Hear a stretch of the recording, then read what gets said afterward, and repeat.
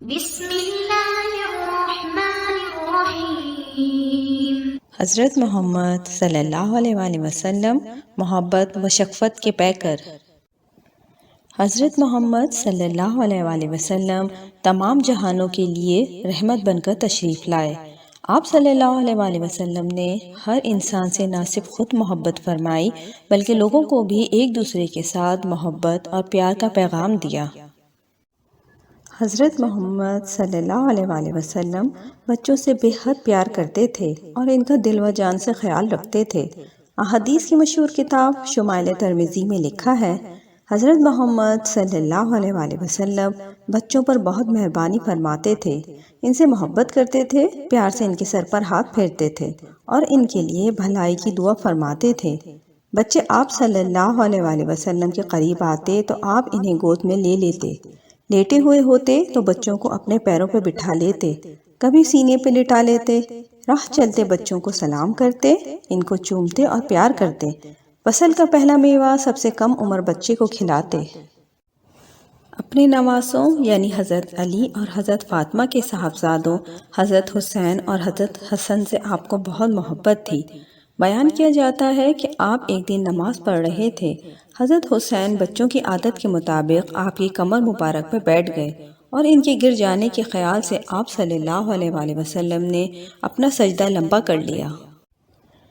دوسرے بچوں کے ساتھ بھی آپ صلی اللہ علیہ وآلہ وسلم کو اتنی ہی محبت تھی۔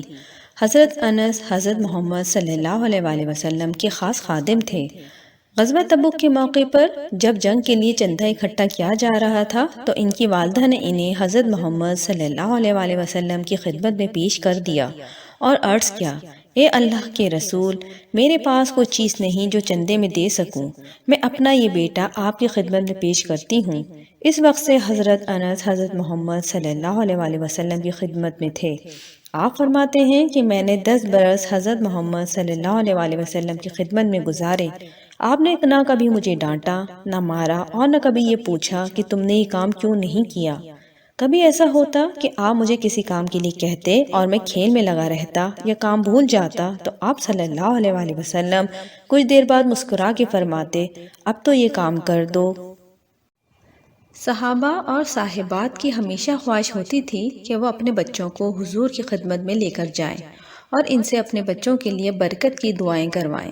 وہ بچے جو لا علاج بیماریوں میں مبتلا ہو جاتے تو انہیں حضور کی خدمت میں لے جاتے، حضور محبت و شفقت سے انہیں گود میں لیتے اور ان کے لیے دعا کرتے اور وہ فوراً ٹھیک ہو جاتے، جس کی مثال حدیث کی کتابوں میں بے شمار ملتی ہیں۔ چنانچہ ایک بار حضور اپنے نواسے حضرت حسن کا منہ چوم رہے تھے کہ وہاں موجود اقرا بن حابس نے حیران ہو کر کہا، یا رسول اللہ، میرے 10 بیٹے ہیں مگر میں نے کبھی کسی کو پیار نہیں کیا۔ آپ صلی اللہ علیہ وآلہ وسلم نے فرمایا، جو رحم نہیں کرتا اس پہ اللہ بھی رحم نہیں فرماتا۔ جب حضور اکرم صلی اللہ علیہ وآلہ وسلم کسی بچے کو دیکھتے تو آپ کے چہرے مبارک پر محبت اور خوشی کے آثار ظاہر ہو جاتے۔ آپ صلی اللہ علیہ وآلہ وسلم بچوں کو سلام کرنے میں ہمیشہ پہل کرتے، چنانچہ کبھی ایسا ہوتا کہ آپ بچوں کو قطار میں کھڑا کر کے خود کچھ دور بیٹھ جاتے اور بچوں سے فرماتے، اب سب دوڑ کے آؤ، دیکھیں کون ہمیں پہلے چھوتا ہے۔ بچے پوری قوت سے تیز دوڑ کے آتے تو قریب پہنچ کے رک نہ پاتے اور کوئی آپ کے مبارک سینے پہ گرتا تو کوئی آپ کے پیٹ مبارک پر۔ آپ ان بچوں کو سینے سے لگا کر پیار کیا کرتے تھے۔ آپ صلی اللہ علیہ وآلہ وسلم نے فرمایا، بچے تو اللہ تعالیٰ کے باغوں کے پھول ہیں۔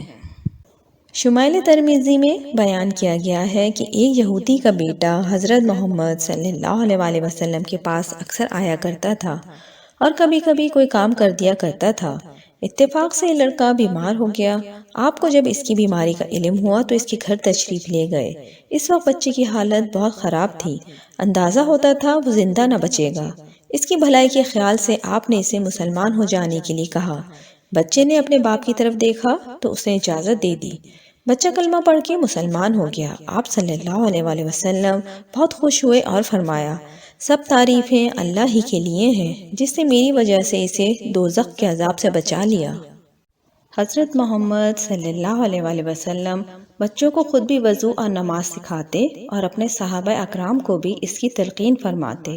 آپ کا فرمان عالی شان ہے، جب بچے 7 سال کے ہو جائیں تو انہیں نماز پڑھنے کا حکم دو اور جب وہ 10 برس کی ہو جائیں تو ان کے بستر علیحدہ کر دو، اور اگر وہ اس عمر میں نماز سے غفلت کریں تو ان پہ سختی کرو۔ اس حدیث سے معلوم ہوا کہ جب اولاد سمجھدار ہو جائے تو ان کی تربیت میں مناسب سختی کرنا ضروری ہے، اور یہ بھی اولاد سے محبت ہی کا ایک اہم تقاضا ہے۔